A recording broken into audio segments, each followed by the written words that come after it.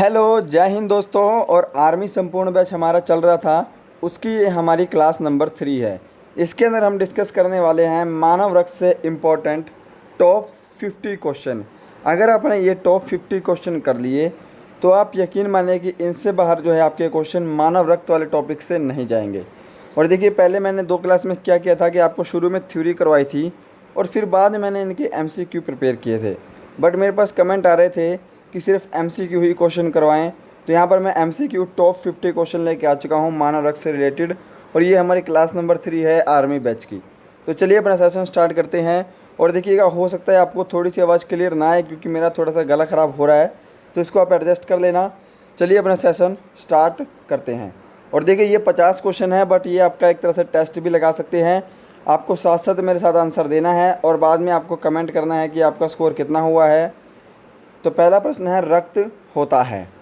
Option आपके सामने सारे स्क्रीन पे हैं, आप चाहें तो वीडियो को रोक सकते हैं, नहीं तो आप साथ साथ आंसर भी दे सकते हैं। तो रक्त क्या होता है? रक्त जो एक संयोजी ऊतक होता है।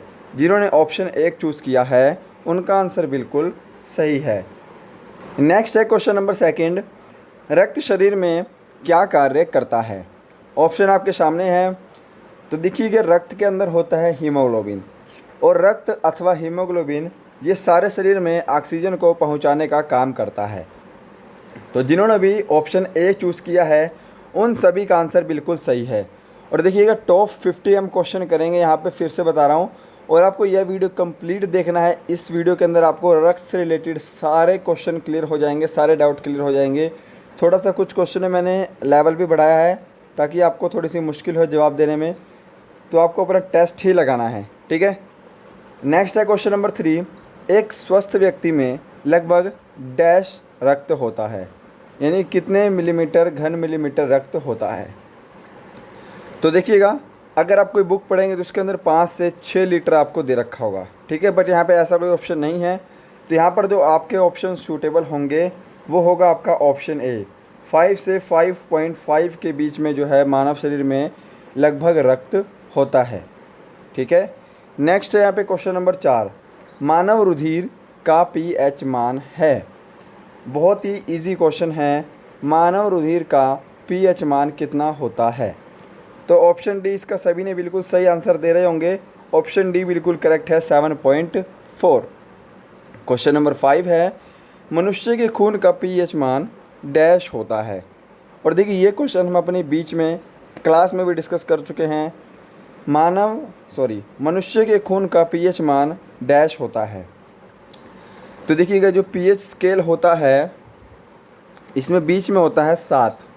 7 जो होता है वो न्यूट्रल होता है, ठीक है, उदासीन होता है। 7 से कम होता है अम्लीय और 7 से अधिक होगा क्षारीय। बट मानव जो रक्त होता है वो कितना होता है? 7.4 होता है pH मान। तो क्षारीय तो होगा बट ये बहुत ही कम क्षारीय होगा, है ना। तो ऑप्शन सी जो है वो बिल्कुल करेक्ट होगा, कम क्षारीय।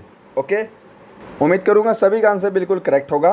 बढ़ते हैं नेक्स्ट पे। क्वेश्चन नंबर 6 है, प्राकृतिक कोलाइड कौन सा है? ऑप्शन आपके सामने हैं। प्राकृतिक कोलाइड कौन सा है? तो आपको पता है हम टॉपिक कौन सा डिस्कस कर रहे हैं? रक्त डिस्कस कर रहे हैं। तो यहाँ पे ऑप्शन बी ही करेक्ट होगा आपका। रक्त जो है वो है प्राकृतिक कोलाइड है। प्रश्न नंबर 7 है, मानव रक्त में कोशिकांग अंश कितना प्रतिशत प्लाज्मा होता है? यानी कि जो मानव रक्त है उसके अंदर प्लाज्मा कितने प्रतिशत होता है? तो मानव रक्त के अंदर प्लाज्मा, जो लोग ऑप्शन बी अभी आंसर बता रहे हैं उनका आंसर बिल्कुल सही है। 55 से 60% मानव रक्त में प्लाज्मा होता है ना। क्वेश्चन नंबर 8 है इसी से रिलेटेड, मानव रक्त प्लाज्मा में प्रायः पानी की प्रतिशत कितना होता है? मानव रक्त में देखिएगा 60% प्लाज्मा होता है, जो आपको एग्जैक्ट नंबर बताऊं, ठीक है। तो इस 55 से 60% में जो पानी होता है इसका 90% जो है वो पानी ही होता है। तो जिन्होंने ऑप्शन डी चूज़ किया है 90 से 92, इनका आंसर बिल्कुल सही है। नेक्स्ट है क्वेश्चन नंबर 9, रक्त का ग्लूकोज स्तर सामान्य व्यक्त किया जाता है। तो कौन सी इकाई में जो रक्त का ग्लूकोज स्तर है व्यक्त करते हैं? जैसे आपको पता है पानी व्यक्त करते हैं लीटर में, लंबाई व्यक्त करते हैं मीटर में, है ना। ऐसे ही बोला है रक्त का जो ग्लूकोज स्तर है वह किस में व्यक्त किया जाता है। तो जिन्होंने भी ऑप्शन बी को चूज़ किया है मिलीग्राम प्रति डेसीलीटर में, उन्हीं का आंसर बिल्कुल सही होगा जी। क्वेश्चन नंबर 10 है यहाँ पे हमारा, मानव रुधिर में कोलेस्ट्रॉल का सामान्य स्तर कितना है। मानव रुधिर में कोलेस्ट्रॉल का सामान्य स्तर कितना है, तो कितना होगा, ऑप्शन डी होगा करेक्ट आंसर, 120 से 200 मिलीग्राम प्रतिशत। ठीक है, कई जगह आंसर ऑप्शन सी भी दे रखा है, बट ऑप्शन सी आपका बिल्कुल करेक्ट आंसर नहीं होगा, ऑप्शन डी ही आपका करेक्ट आंसर होगा। क्वेश्चन नंबर 11 है, रक्त की उत्पत्ति कहाँ से होती है, और इसका आंसर सभी को पता होगा, रक्त की जो उत्पत्ति है वह कहाँ से होती है। तो ऑप्शन डी करेक्ट होगा। जिन्होंने ऑप्शन डी चूज़ किया है अस्थि मज्जा, उनका आंसर बिल्कुल सही है। जो अस्थि मज्जा यानी कि बोन मैरो होती है वहीं से रक्त की उत्पत्ति होती है। क्वेश्चन नंबर 12 है, लाल रक्त कणिकाओं का औसत जीवन काल लगभग कितने समय का होता है। लाल रक्त कणिकाओं का औसत जीवन काल यानी कि आरबीसी का जो औसत जीवन काल है वह 120 से 120 दिन तक होता है। तो जिन्होंने ऑप्शन बी चूज़ किया है उनका आंसर बिल्कुल सही है। बढ़ते हैं नेक्स्ट पे, क्वेश्चन नंबर 13 है, निम्नलिखित में से कौन सा मानव शरीर के विभिन्न अंगों का ऑक्सीजन वाहक है। तो ऑक्सीजन को वाहक कौन करता है, तो देखिएगा यहाँ पर लाल रक्त कणिकाएं बिल्कुल करेक्ट होगा, आरबीसी। तो जिन्होंने ऑप्शन ए को चूज़ कर लिया है उनका आंसर बिल्कुल सही है। और देखिएगा अगर आप यहाँ तक ये वीडियो देख रहे हैं, अगर आपको ये प्रयास अच्छा लग रहा है तो अभी जितने लोग देख रहे हैं ईमानदारी से आपको ये वीडियो लाइक करना है, ठीक है। और अगर चैनल पर नए हैं तो प्लीज़ सब्सक्राइब जरूर कीजिएगा। क्वेश्चन नंबर 14 देखते हैं, मानव शरीर में रक्त की अपर्याप्त आपूर्ति को कहते हैं। तो रक्त की अपर्याप्त आपूर्ति को क्या बोलते हैं, तो जिन्होंने भी ऑप्शन ए चूज़ किया है इस्कीमिया, उनका आंसर बिल्कुल सही है। नेक्स्ट है क्वेश्चन नंबर 15, निम्नलिखित में से किसको लाल रक्त कणिकाओं का कब्रगाह यानी कि कब्रिस्तान कहा जाता है। और ये वो प्रश्न है जो आपके आर्मी के एग्ज़ाम में कई बार आ चुका है, ना सिर्फ आर्मी जीडी बल्कि क्लर्क और ट्रेड्समैन में भी।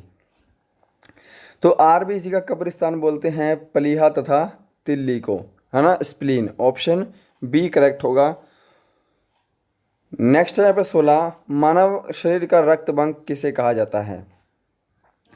अब यहाँ पे आप कंफ्यूज मत होना, यहाँ पे आरबीसी का कब्रिस्तान है, ठीक है, और ये बोल रहे हैं पूरे मानव रक्त का बैंक, तो किसको बोलते हैं, यहाँ पे प्लीहा और तिल्ली, यहाँ पर भी करेक्ट आंसर होगा। नेक्स्ट है हमारा आंसर, लाल रक्त कणिकाओं का रंग निम्नलिखित में से किसकी उपस्थिति के कारण लाल होता है। फटाफट से आंसर दीजिएगा। यहाँ पर मैं फटाफट आपको आंसर बता रहा हूँ। ऑप्शन डी जिन्होंने चूज़ कर लिया है उनका आंसर बिल्कुल सही है, हीमोग्लोबिन। हीमोग्लोबिन डैश का मुख्य घटक है। तो ये अभी हमने ऊपर भी डिस्कस किया है और नीचे भी डिस्कस कर लेंगे भाई। हीमोग्लोबिन किसका मुख्य घटक है, श्वेत रक्त कोशिकाओं का, माफ़ी चाहूँगा यहाँ पे मैं आपसे, हीमोग्लोबिन जो है यह लाल रक्त कणिकाओं का मुख्य घटक है, क्योंकि हीमोग्लोबिन के कारण ही रक्त का रंग लाल होता है, ठीक है। तो जिन्होंने भी ऑप्शन बी चूज़ किया है आंसर बिल्कुल सही है। हीमोग्लोबिन क्या होता है, वेरी इंपॉर्टेंट क्वेश्चन है और आपके एग्ज़ाम में आया हुआ है तो आपको छोड़ना नहीं है। हीमोग्लोबिन जो है यह एक प्रकार का प्रोटीन है, ऑप्शन ए करेक्ट होगा। क्वेश्चन नंबर 20 है, निम्नलिखित में से कौन सा हीमोग्लोबिन का एक प्राथमिक कार्य है। तो हीमोग्लोबिन का कौन सा एक प्राथमिक कार्य होता है। हीमोग्लोबिन का भी प्राथमिक कार्य क्या होता है, ऑक्सीजन का वहन करना। हीमोग्लोबिन के कारण रक्त का रंग लाल होता है। हीमोग्लोबिन अथवा रक्त का मुख्य कार्य होता है ऑक्सीजन का वहन करना। और देखिएगा इसमें अगर आपको कोई क्वेश्चन लग रहा है तो आपको नोट्स बनाने की ज़रूरत नहीं है, आप मेरा टेलीग्राम ग्रुप ज्वाइन कीजिए, उसके अंदर मैं इसका आपको कंप्लीट पीडीएफ डलवा दूंगा, वहाँ से आप इसको डाउनलोड कर सकते हैं और अपनी रिवीजन कंटिन्यू कर सकते हैं। ओके, नेक्स्ट है, रक्त में हीमोग्लोबिन एक सम्मिश्र प्रोटीन है जिसमें भरपूर मात्रा में पाया जाता है। तो हीमोग्लोबिन में भरपूर मात्रा में क्या पाया जाता है, सभी को पता होगा, नहीं पता तो आज पता कर लीजिए। हीमोग्लोबिन में लोहा पाया जाता है, ऑप्शन ए जो है वो करेक्ट होगा। 22 होगा, अरक्तता में निम्नलिखित में से किसकी मात्रा कम हो जाती है। तो भाई जब अरक्तता होगी तो हीमोग्लोबिन की जो मात्रा है शरीर में से, रक्त में से, वो कम हो जाएगी। ऑप्शन ए जो है वो करेक्ट होगा। और देखिएगा, यदि आपको टेलीग्राम का लिंक ना मिले, अगर आप लिंक पे क्लिक कर रहे हैं, डिस्क्रिप्शन में जो लिंक दिया है वो लिंक ओपन नहीं हो रहा, तो आप टेलीग्राम पर जाके हमारे चैनल का नाम सर्च करेंगे शुभम क्लासेस, तो भी हमारे ग्रुप का नाम आ जाएगा। ठीक है, वहाँ पे आप इस PDF को जाकर डाउनलोड कर सकते हैं, और ना सिर्फ यही बल्कि पुराने PDF भी डाउनलोड कर सकते हैं। नेक्स्ट है हमारा आंसर, श्वेत रक्त कोशिकाओं का मुख्य कार्य क्या होता है। तो देखिए, जो श्वेत रक्त कोशिकाएं होती हैं वो हमारे शरीर की रोग प्रतिरोध क्षमता को बढ़ाती हैं, यानी कि हमारे शरीर में कोई रोग आता है तो उससे लड़ती हैं। तो आंसर क्या होगा इसका, ऑप्शन बी होगा, संक्रमण से लड़ना। देखिए, आपको पता है एक बीमारी होती है एड्स, है ना, तो उसके अंदर क्या होती है, जो हमारी ये WBC है वो कमज़ोर हो जाती है, जिससे हमारे शरीर की रोग प्रतिरोध क्षमता यानी कि रोगों से लड़ने की क्षमता वो कम हो जाती है, जिसकी वजह से हमें और बीमारियां लग जाती हैं। ठीक है, ये मैंने एक एग्जांपल दिया है, तो ऐसे आप इसको याद रख सकते हैं। नेक्स्ट यहाँ पे क्वेश्चन नंबर हमारा 24, मानव के श्वेत रक्त कणों का व्यास होता है लगभग। श्वेत रक्त कण यानी कि WBC का व्यास कितना होता है भाई, 0.007 mm। ऑप्शन ए करेक्ट है।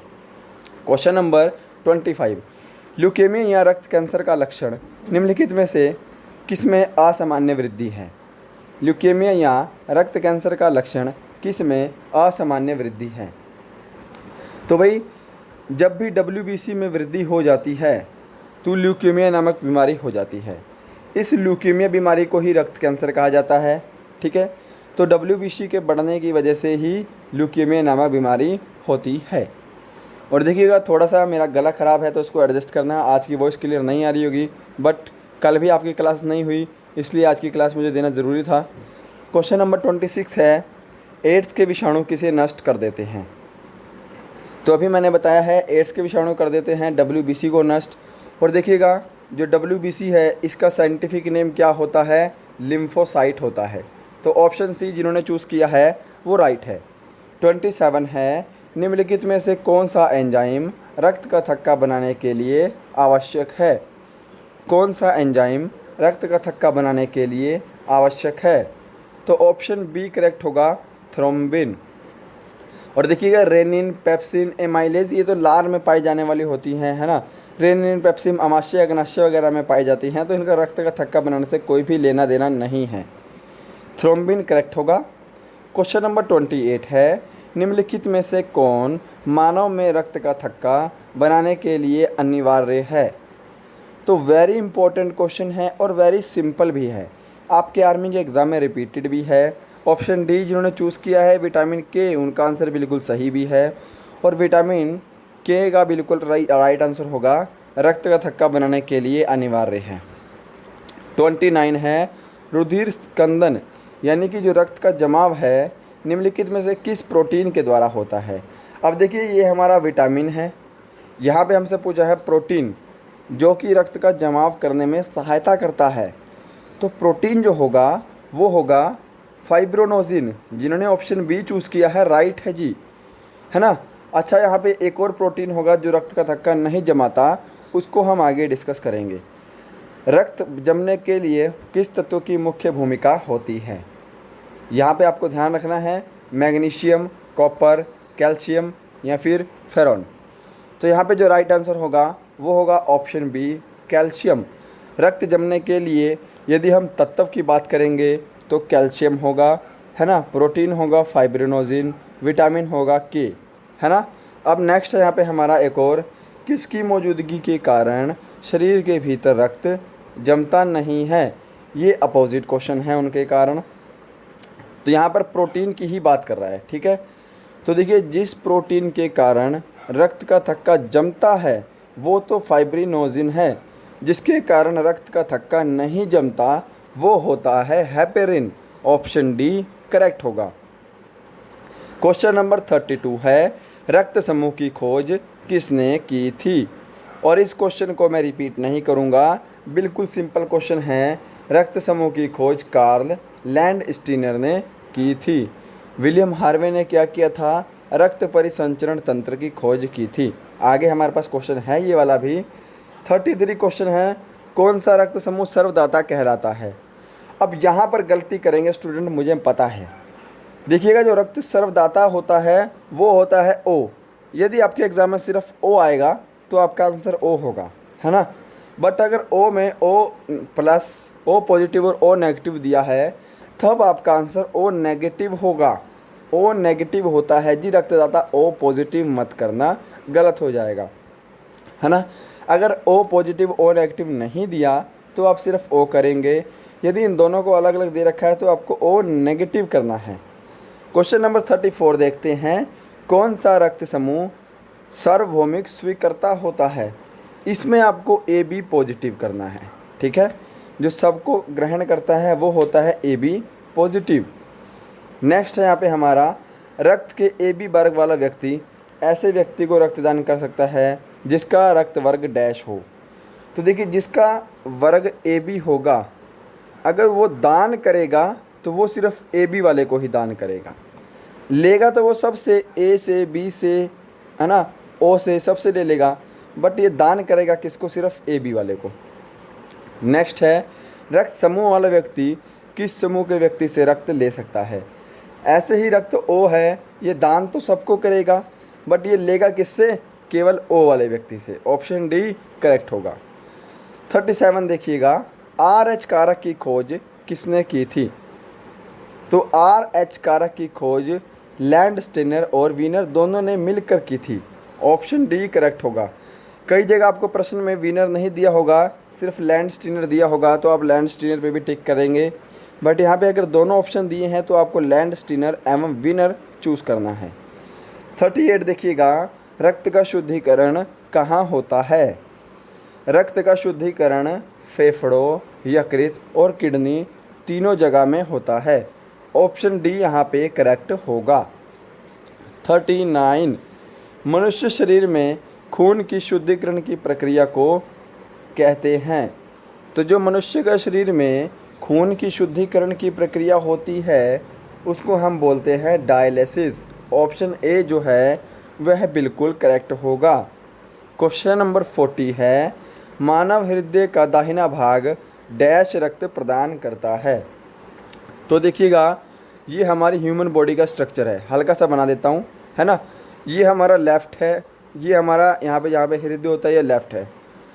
तो देखिएगा, जो राइट साइड होती है ना, यहाँ पे होगा आपका अशुद्ध रक्त। अशुद्ध रक्त हृदय में जाएगा, वो शुद्ध होगा, फिर यहाँ पे शुद्ध रक्त जो है हमारी पूरी बॉडी में जाएगा, है ना।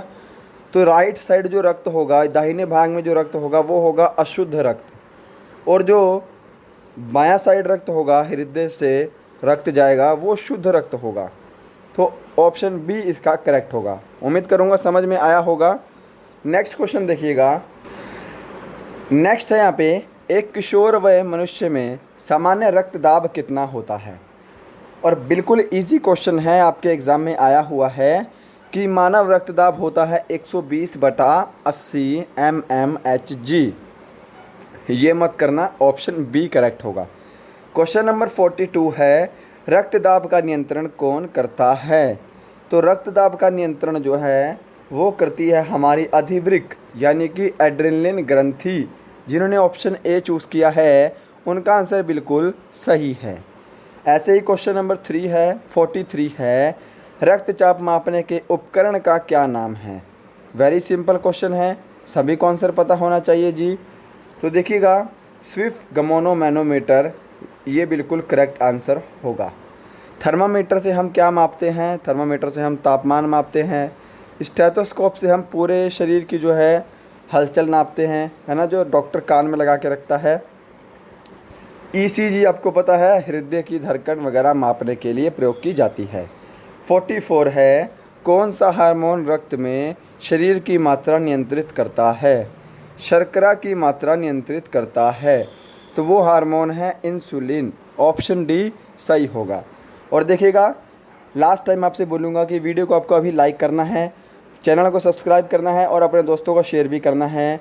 PDF अगर चाहिए तो डिस्क्रिप्शन में आपको टेलीग्राम का लिंक मिलेगा, आप टेलीग्राम को ज़रूर ज्वाइन करना। टेलीग्राम अगर आपको लिंक से नहीं खुल रहा है तो वहाँ पे जाके सर्च कर सकते हैं हमारे चैनल का नाम, वहाँ से जाके आप टेलीग्राम ग्रुप में पुरानी भी सभी PDF डाउनलोड कर सकते हैं।